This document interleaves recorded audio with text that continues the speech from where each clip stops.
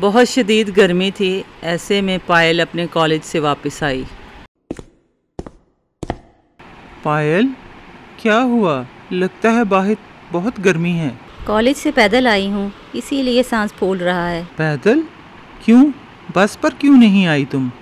बस पर बहुत रश था, इसलिए बस छूट गई और मैं पैदल ही आ गई।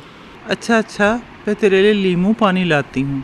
पायल ने जैसे ही लीमू पानी पिया, उसने फौरन उगल दिया। अरे भाभी, ये क्या बना दिया है आपने? ऐसे लग रहा जैसे गर्म पानी आग से निकला हुआ हो। आपने मटके में पानी नहीं रखा था क्या? अरे रखा था, लेकिन क्या करूँ, नदी से मटके में पानी लेने गई तो मेरा पाँव फिसल गया, मैं भी गिर गई और मटका भी टूट गया।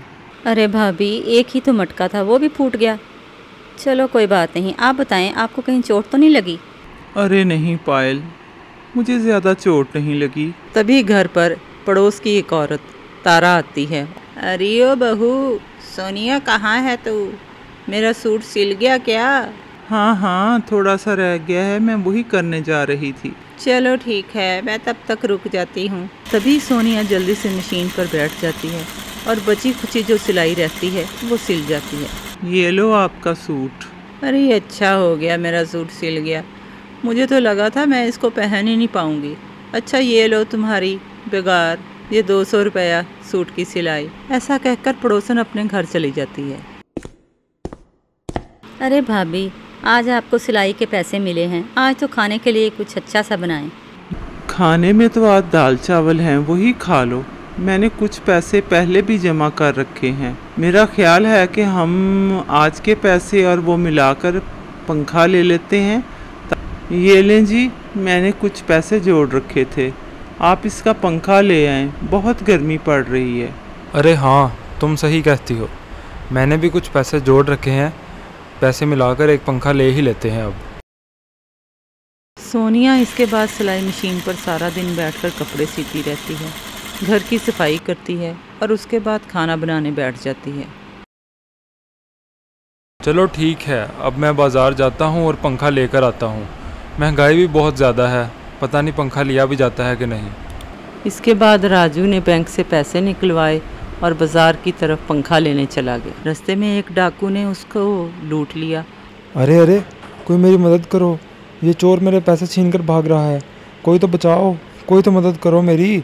पप्पू बहुत चीखा चिल्लाया, लेकिन कोई भी उसकी मदद को ना आया। परेशान होकर घर वापस आ गया। अरे ये क्या, आप तो खाली हाथ आ गए, पंखा कहाँ है? हम तो इंतज़ार कर रही थी। अरे सब कुछ ख़त्म हो गया, सारी ज़िंदगी की जमा पूंजी तो वो चोर लेकर भाग गया। अब घर का निज़ाम कैसे चलेगा? सब कुछ तो वो चोर ले गया और ऊपर से पंखा भी नहीं ले सके, गर्मियाँ कैसे गुजरेंगी अब? ये सुनते ही सोनिया के पांव तले से ज़मीन खिसक गई। अरे आप फिक्र ना करें, घर की दाल रोटी तो मैं चला ही लूँगी। सोनिया दिन रात कपड़े सिलती और इसके साथ साथ उसने लोगों के घरों में सफाई का काम भी पकड़ लिया। बात सुनो सोनिया, घर जाते हुए ये तरबूज ले जाना, मेरे घर तो कोई खाता नहीं। सोनिया ने तरबूज उठाया और घर की तरफ चल दी।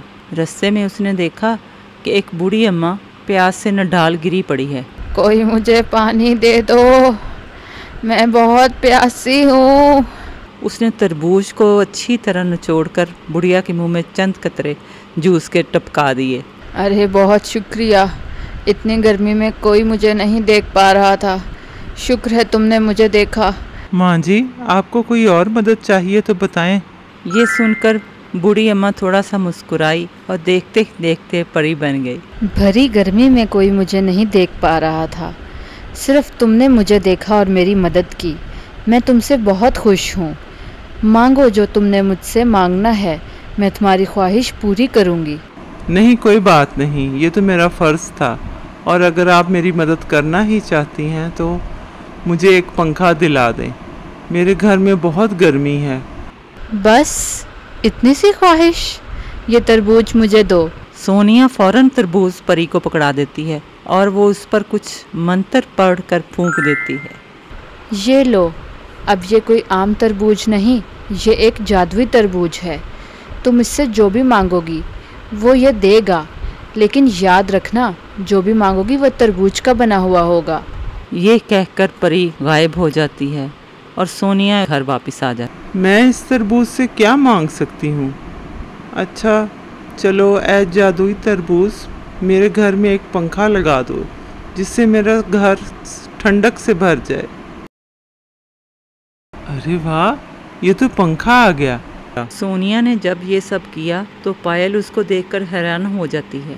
अरे भाभी, मैंने तो बहुत से पंखे देखे हैं, लेकिन आज तक जादू का तरबूज पंखा नहीं देखा। सोनिया ने जादुई तरबूज के बारे में पायल को बताया। अरे भाभी, आपने तो पंखा ही मांग लिया, एसी मांगती ना तो उसकी ज़्यादा ठंडक होनी थी।